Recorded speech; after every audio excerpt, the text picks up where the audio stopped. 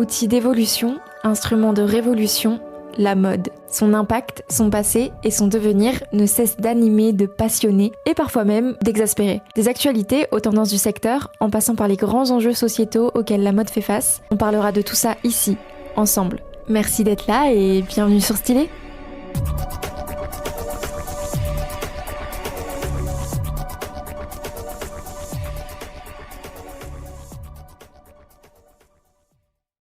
Bonjour et bienvenue dans ce nouvel épisode de Stylé. J'espère que vous avez passé une belle semaine et que vous allez bien. Pour la sphère mode, ces derniers jours ont été assez chargés à nouveau, alors sans plus tarder, voici le sommaire du jour.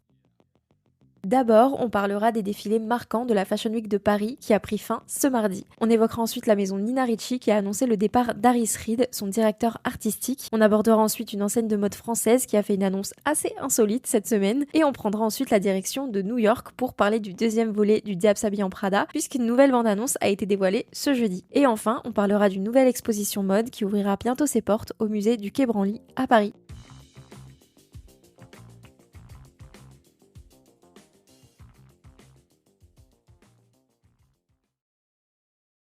Vous le savez sans doute, en début de semaine, les défilés de la Fashion Week de Paris ont continué de s'enchaîner. Il y avait notamment le show Jean-Paul Gaultier avec une nouvelle collection de Duran Lansing pour la maison. Souvenez-vous, il y a quelques mois, son premier show avait été plutôt mal reçu par la sphère mode, mais salué par Jean-Paul Gaultier lui-même. Et cette fois, Duran Lansing a décidé de se pencher sur les costumes dans les collections de Jean-Paul Gaultier pour recréer une féminité masculine, jouer avec le fait d'être trop habillé ou pas assez. Je cite, la liberté d'expression et l'énergie très ludique qu'il transmettait à travers ses collections m'ont toujours fasciné. J'ai voulu plonger le public dans un genre de film western. On entre dans un saloon, il y a de la fumée et un cow-boy apparaît. Et ça donne des silhouettes aux épaules et à la taille très marquée et aux volumes architecturaux. Le tout sublimé par des chapeaux western en référence au film western que Duran Lansing voulait créer avec ce défilé. Comme la précédente, Jean-Paul Gaultier a adoré la collection, le choix des matières, les mannequins et les idées. Je cite, ce défilé m'a rappelé une de mes collections des années 1980 avec des chapeaux de cow-boy en cuir, des aérations comme des trous de cigarettes pour laisser respirer le corps, pour la transpiration.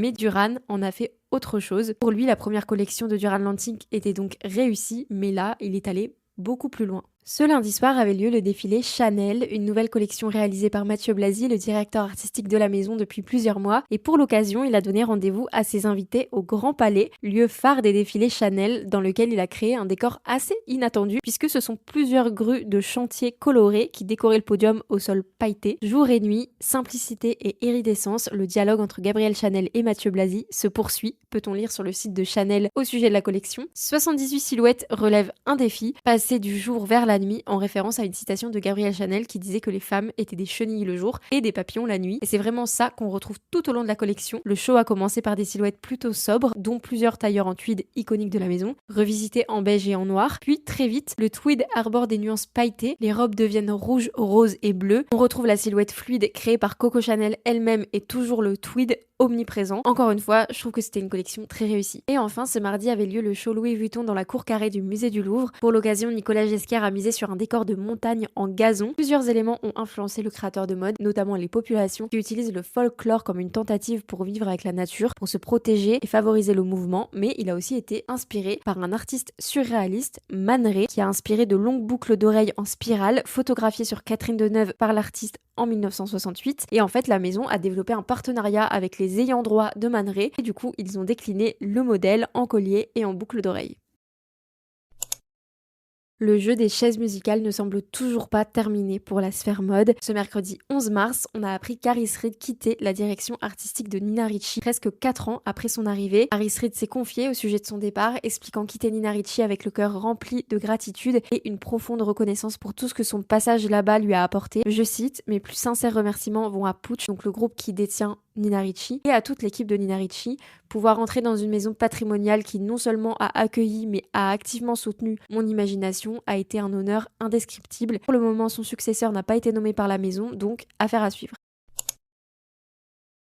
Cette semaine, une enseigne de mode française a fait une annonce assez surprenante. Célio a publié un communiqué de presse dénonçant la disparition de la lettre L de son logo, volée dans plusieurs de ses boutiques. Et si la marque annonce que des investigations sont en cours, il s'agirait surtout d'un coup de communication. C'est en tout cas ce qu'évoque le média HuffPost, qui a interrogé plusieurs employés de Célio, des salariés qui n'auraient pas hésité à en dire plus sur cette communication plutôt cocasse. Je cite, c'est pour mettre en avant l'ouverture de la collection pour femmes. De ce que j'ai pu entendre, l'idée, c'est qu'une femme remette le L pour dire elles l'ont retrouvé. Oui, parce que souvenez-vous, on en avait parlé ici, Célio s'est positionné il y a déjà plusieurs mois pour reprendre Camailleux, pour finalement ensuite transformer Camailleux en Célio Woman. Et même si j'avoue, je comprenais pas du tout le message derrière cette communication insolite, on peut pas nier le fait qu'elle ait pris pas mal d'ampleur. Dans la foulée, plusieurs marques de tout secteur confondu ont réagi à la disparition du L de Célio, notamment Duolingo et la marque d'alternative végétale La Vie, qui ont décidé de surfer sur la communication de Célio et d'enlever également le L de leur nom de marque. En parallèle, Célio a continué la communication sur cette disparition soudaine en interrogeant des passants sur leurs théories concernant les auteurs du vol. Reste à savoir quelle sera la suite de leur péripétie.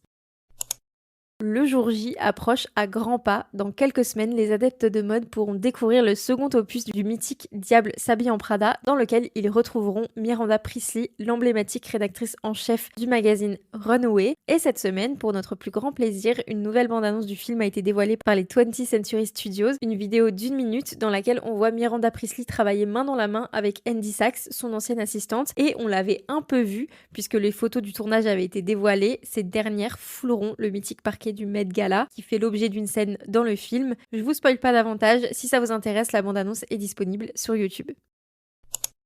Et c'est l'heure de la minute culture mode. Cette semaine, je vous propose de prendre la direction du musée du Quai Branly qui ouvre bientôt les portes d'une exposition inédite intitulée Africa Fashion. Cette nouvelle exposition proposera un dialogue entre les plus grands créateurs de mode de la scène contemporaine africaine et les collections historiques du musée du Quai Branly. L'objectif est donc de présenter la mode africaine comme une forme d'art qui se définit elle-même et qui révèle la richesse et la diversité des histoires et des cultures africaines. C'est une exposition qui a été conçue par le Victoria and Albert Museum de Londres, qui est clairement devenue une référence en termes d'expo mode, et du coup l'expo s'était installée à New York, Portland, Chicago, Melbourne et Montréal avant de maintenant s'installer à Paris. Ça a l'air hyper intéressant et surtout ça change parce que c'est vrai que les expositions sur les créateurs de mode africains se font extrêmement rares. Si ça vous dit, l'expo ouvrira donc ses portes le 31 mars et aura lieu jusqu'au 12 juillet 2026.